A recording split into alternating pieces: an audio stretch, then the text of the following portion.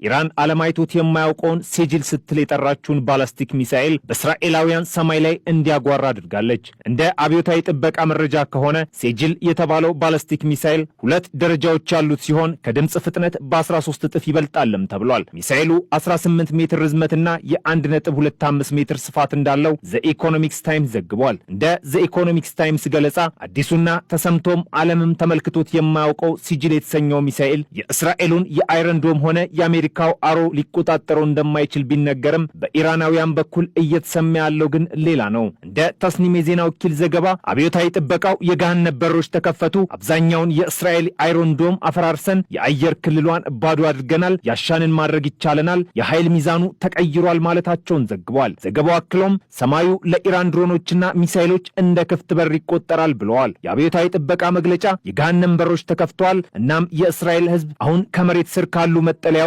ለአፍታ እንኳን መቆየት በማይችልበት ሁኔታ ላይ ነው ማለቱን የኡዝቤክስታኑ ዛሚንግ ዘግቧል። መዳን የሚቻለው በማምለጥ ብቻ ነው በማለት ሰዎች የተያዙትን ቦታዎች በፍጥነት እንዲለቁ ጠይቀዋል ሲልም አክሏል። እንደ ዛሚን ተንታኞች ገለጻ ኢራን የሴጅል ሚሳኤል መጠቀሟ ወታደራዊ ጥቃት ብቻ ሳይሆን ፖለቲካዊና ስልታዊ ምልክት ስለመሆኑም ይናገራሉ። ይህም ማለት አሁን በሁለቱ ወገኖች መካከል ያለው ግጭት የሚፈታው በቃላት ሳይሆን በእውነተኛ የጦር መሳሪያ እንደሆነ የሚያመላክት ነው ሲሉ ይናገራሉ። የሴጅል ሚሳኤል እንደ አውሮፓውያኑ አቆጣጠር በ1990ዎቹ መገባደጃ ላይ የጀመረው የሚሳኤል ንድፍ ኢራን ቀደም ሲል በዜልዛል የአጭር ክልል ባሊስቲክ ሚሳኤል ላይ በሰራችው ስራ ላይ የተመሰረተ ነው። በዚህ የሚሳኤል ስራ ታዲያ ቻይና እንደተሳተፈችበት የህንዱ ዊዮን የዜና ወኪል ያወጣው መረጃ ያመላክታል። ሲጅል የመጀመሪያውን ሙከራ ያደረገችው እንደ ጎርጎሮሲያኑ 2008 ሲሆን ሙከራውን 800 ኪሎ ሜትር ያካለለ ብቻ ነበር። በ2009 የተደረገው ሁለተኛ ሙከራ ታዲያ በመመሪያ ስርዓቶች ላይ መሻሻሎችን በማድረግ በ2012 እንዲሁ ወደ ህንድ ውቅያኖስ በግምት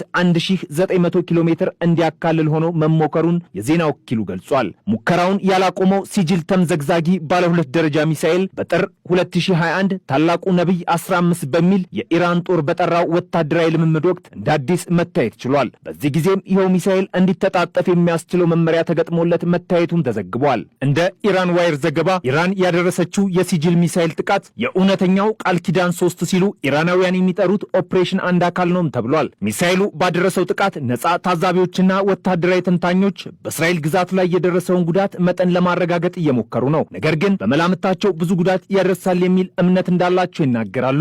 በአስደናቂ ሁኔታ የኢራንና እስራኤል ጦርነት እየተባባሰ ባለበት ወቅት ኢራንና እስራኤል በወሰዱት ተከታታይ ያጸፋ ጥቃት ቀጠናውን ያናወጠውና ዓለም አቀፍ ስጋትን የፈጠረ በርካታ የተራቀቁ የጦር መሳሪያዎችን አውጥተዋል። በእስራኤል ኦፕሬሽን የተነሳው አንበሳ ወይም ራይዚንግ ላየን የተቀናጀ ዘመቻ የተጀመረው ጦርነቱ የኢራን ኒውክሌርና ወታደራዊ መሰረተ ልማቶችን ያነጣጠረ በተዋጊ ጄቶች በአየር ድብደባ ታጅቧል። የኢራን አየር ክልል ውስጥ በድብቅ መግባታቸው የተነገረለት የታጠቁ ድሮኖች የኢራንን የአየር መከላከያና የራዳር ሲስተምን በማሰናከልና በማለፍ የኢራን መንግስት ላይ ወታደራዊ መሰረተ ልማቶችን ዶጋመድ ሲያደርግ ቆይቷል። የሞሳድ ኦፕሬተሮች የሳይበር ጥቃቶችን በመሰንዘርና የኢራንን የመከላከል ችሎታዎችን በማሰናከል ቁልፍ ሚና እንደተጫወቱ የሚወጡ መረጃዎች ያመላክታሉ።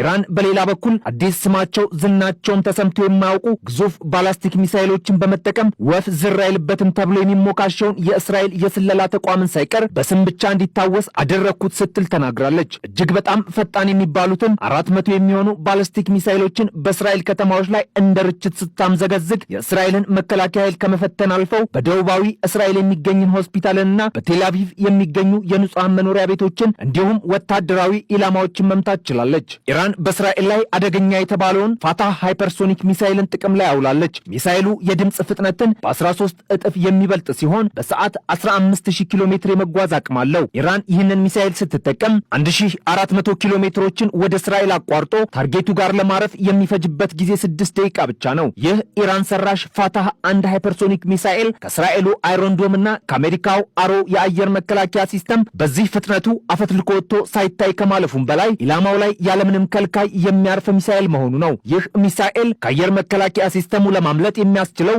ከድምፅ ፍጥነት በ15 እጥፍ መምዘግዘጉ ብቻ ሳይሆን በዛው ፍጥነት እየተጣጠፈ አቅጣጫውን እየቀየረ መጓዙ ጭምር ነው። ይህ ኢራን ሰራሽ ሚሳኤል በውስጡ 500 ኪሎ ግራም ወይም 5 ኩንታል ፈንጅ የሚሸከም በሌሎች ሀገራት ያልታየው ሚሳኤል ፋታህ 1 ሃይፐርሶኒክ ሚሳኤል ዓለም እየተደመመችበት ትገኛለች ሲል ዲፌንስ ፊድ በፊት ገጹ አውጥቶታል። ሌላው በኢራን የሚገኘው የእስራኤል ጥቃት ሊጎዳ ያልቻለው የኢራኑ የኒውክሌር ማበልጸጊያ ፎርዶ እንዲሁ በዓለም ስሙ እየናኘ ይገኛል። ይገኛል። ፎርዶ ከናታንዝ ቀጥሎ የኢራን ሁለተኛው የኒውክሌር ማበልጸጊያ ተቋም ነው። እስካሁን የእስራኤል ጥቃቶች በናታንዝ የመሬት ውስጥ ማበልጸጊያ ቦታ ላይ ጉዳት ማድረጋቸው በግልጽ አይታወቅም። ፎርዶ ከናታንዝ ያነሰ ሲሆን ከቴህራን በስተደቡብ ምዕራብ 60 ማይል ወይም 95 ኪሎ ሜትር ርቃ በምትገኘው ቁም ከተማ አቅራቢያ ካለው ተራራ ጎን የተሰራው ግንባታው የተጀመረው እንደ አውሮፓውያኑ አቆጣጠር በ2006 አካባቢ እንደሆነ ይታመናል። እንዲሁም በ2009 ለመጀመሪያ ጊዜ ስራ መጀመሩን ቴህራን ለዓለም አሳውቃለች። ቦታው በአለትና በአፈር ስር 80 ሜትር ወይም 260 ጫማ ርቀት ላይ ከመሆኑ በተጨማሪ